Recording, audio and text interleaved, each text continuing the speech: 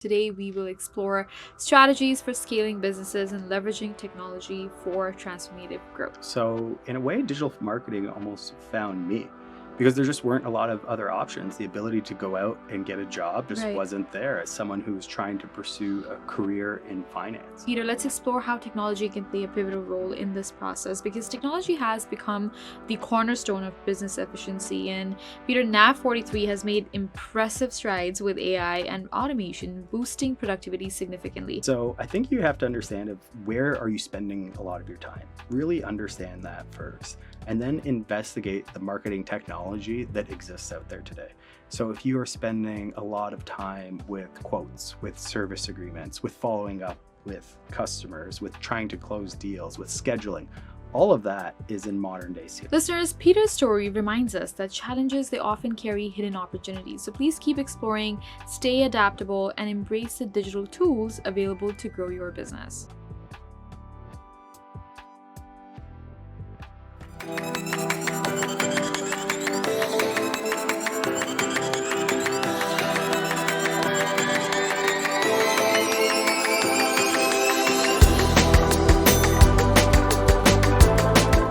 Hi everyone, this is Maheen and welcome to the CanadianSME Small Business Podcast, where today we will explore strategies for scaling businesses and leveraging technology for transformative growth.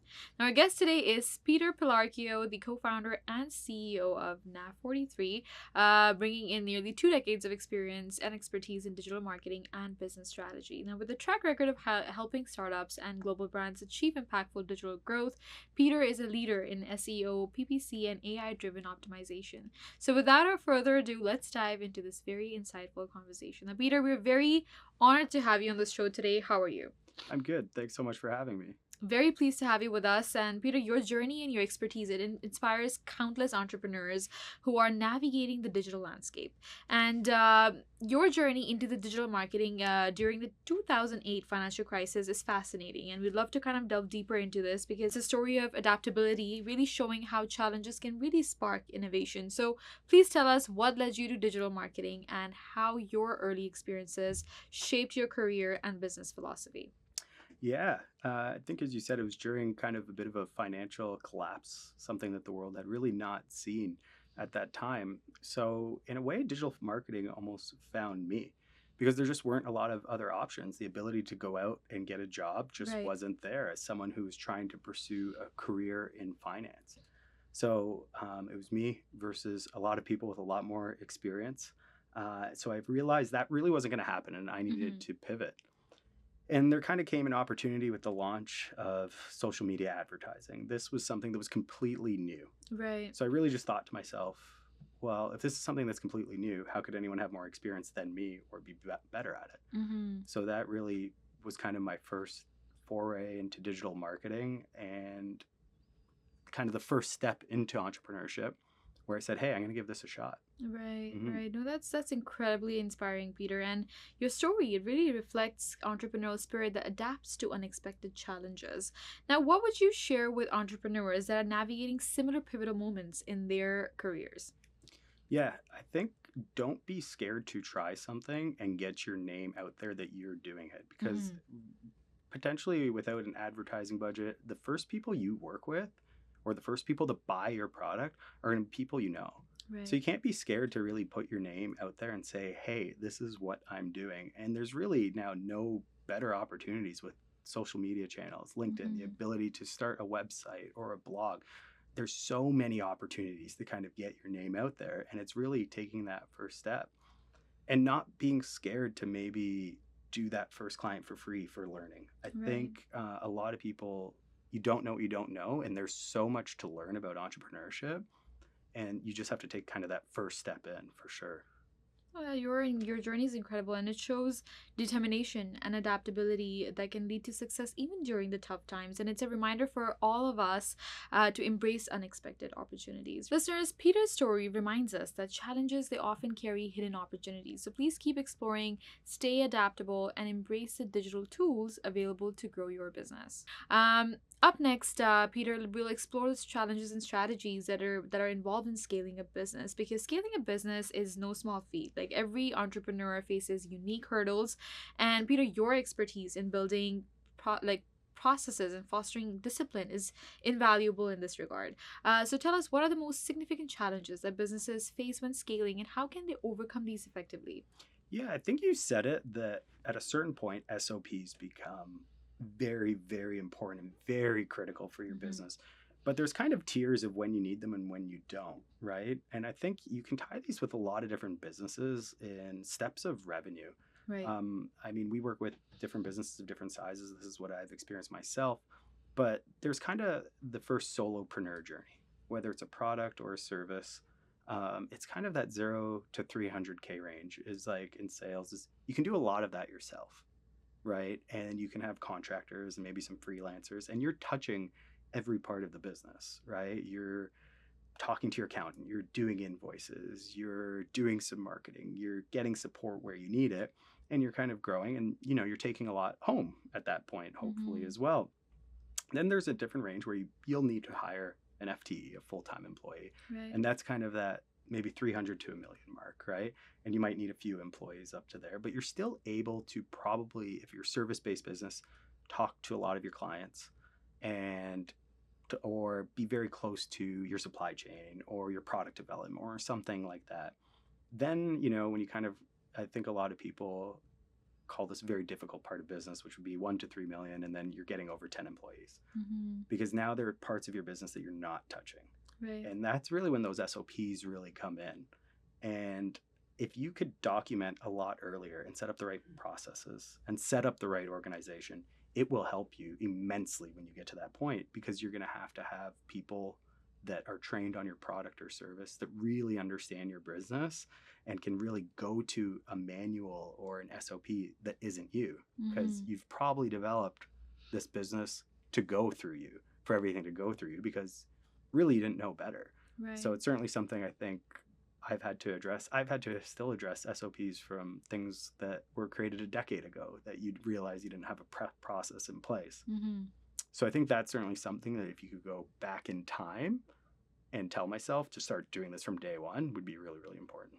No, absolutely. The importance of disciplined processes, it cannot be overstated, and it's a foundation for long-term success for sure. Up next, Peter, let's explore how technology can play a pivotal role in this process, because technology has become the cornerstone of business efficiency. And Peter, NAV43 has made impressive strides with AI and automation, boosting productivity significantly. So tell us, how can small and medium-sized businesses leverage technology and AI to free up time and really scale effectively? Yeah, I think you said it there with free up time, and there's Mhm. probably never been a better time to be a small business Right. with the advancements of AI. So I think you have to understand of where are you spending a lot of your time. Really understand that first, and then investigate the marketing technology that exists out there today. So if you are spending a lot of time with quotes, with service agreements, with following up with customers, with trying to close deals, with scheduling, all of that is in modern day CRMs, Hmm. right? So that's definitely should be part of your MarTech stack. Then, really, if you're a smaller business, it's probably gaining new customers, right? That's what I think a lot of people want. AI has made immense changes in the digital marketing world and the ability to create advertising and marketing materials and content. That, as a smaller business, would be the first place I would look at implementing AI. Now that you kind of have your MarTech stack, whether that's a CRM, whether that's deciding to publish blogs easier or something like that, how you integrate with that AI is how you can create automations. And I think it's easier than people probably think. There are a Hmm. lot of native automations built into this. So people want to know a few tools that I use every day: ClickUp, Slack, HubSpot, CRM. If you're an e-commerce business, Klaviyo is really great. These all have automations that you can be a no dev builder and create in your business that are going to save you an immense amount of time through your marketing workflow. That's amazing. No, that's a great point. Embracing AI can truly revolutionize business Mm-hmm. workflows, and there's no doubt about that. But what are some practical steps for businesses just beginning their journey with AI and automation, Peter? Yeah, I think first and foremost, kind of look at the different LLMs that exist out there. And I think most people would probably be aware of what ChatGPT is today, Mm-hmm. Gemini, Anthropic, Perplexity. and familiarize himself with them. I think understanding that conversational user interface, how to build a prompt, what that response is, because kind of what goes into the prompt is the type of output you're going to get. Learning how to add files, how to add to the context window, how to add to the knowledge base first, and just kind of a very good prompt with the response that you're expecting. That would definitely be a first step to kind of understand your business and what is capable. When you're getting into kind of automations and integrations with these very powerful LLMs, that's kind of the next step. And really the way AI is going is integrating it through its API functionality through your entire marketing tech stack.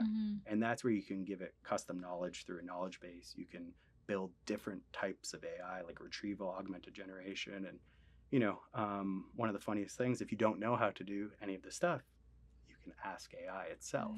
And it can provide you with instructions. It can provide you with basic code if you're not a coder yourself, and really start to learn how to use the basic foundational models.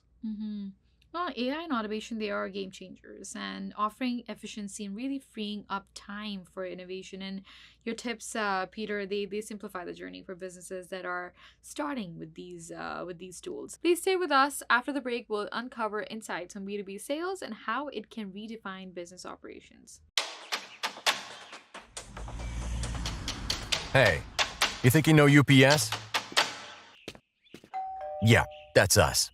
Everybody knows that. You know what you didn't know? This. Okay, try to keep up. Ocean, us. Ground, rail, air, so us. Guess who? Us. Customs cleared, borders cleared, done. Us. You still with me? Wait for it. Boom. Us. Intelligent, automated, fulfillment. Us. Yep. Healthcare too. Digital your thing? Yeah. Well, book it, ship it, track it. You feeling me yet? Yep. That's all us. That's all UPS.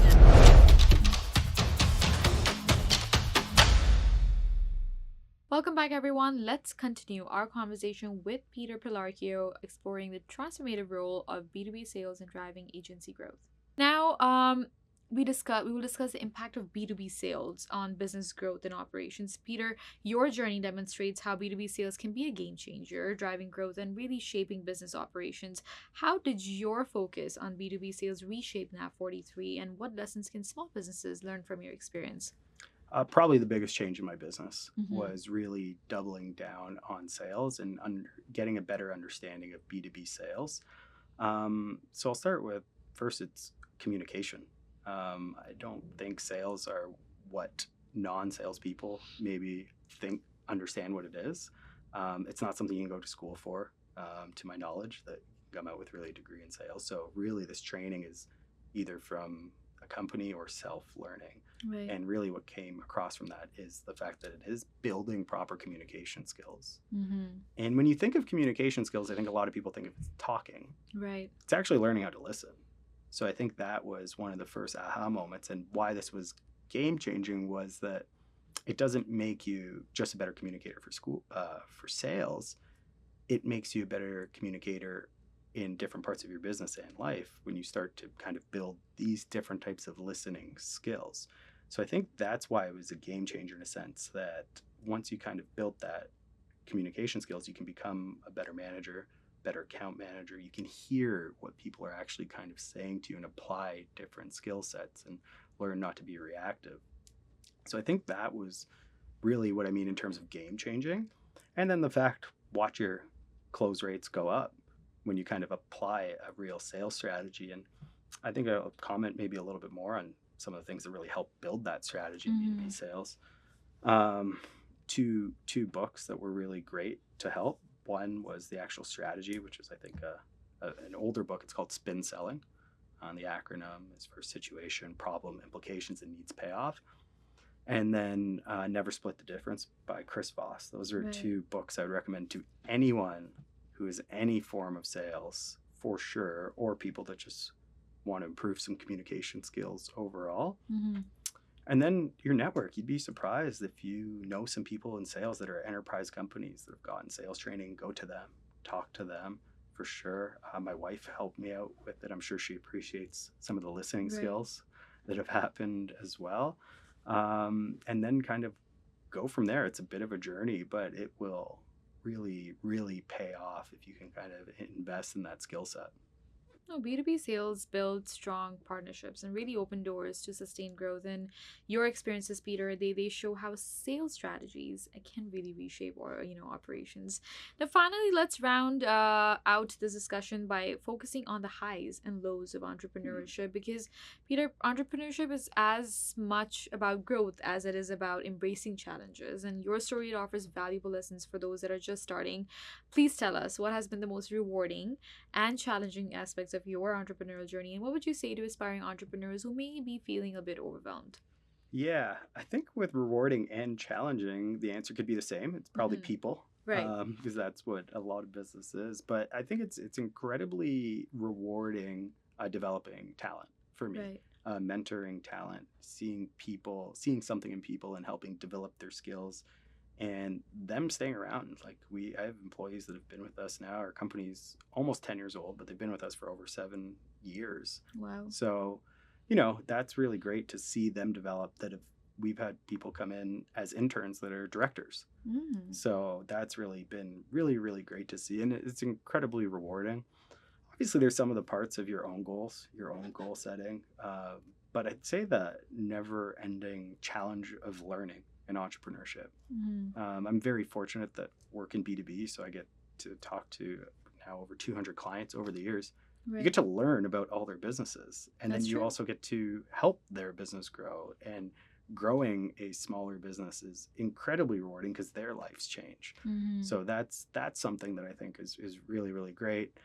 The challenges could be a podcast on its own, I'm sure. The ups and downs, but I think a lot of it will be to do with some of that, people management for sure, and how to kind of get the most out of people and give enough of your dedicated time to any of the people you're managing, even though you're an entrepreneur and you're wearing many hats. Right. Because there's going to be stages where you are the accountant or the Mhm. marketer or the social media manager, and you have someone on your team that really needs your undivided attention during that time, and you owe it to them for sure, because Absolutely. yeah, you are their manager, and the things you say to them mean a lot. So I think you have to be very conscious of those challenges with the team as you're growing, because you cannot succeed without a team.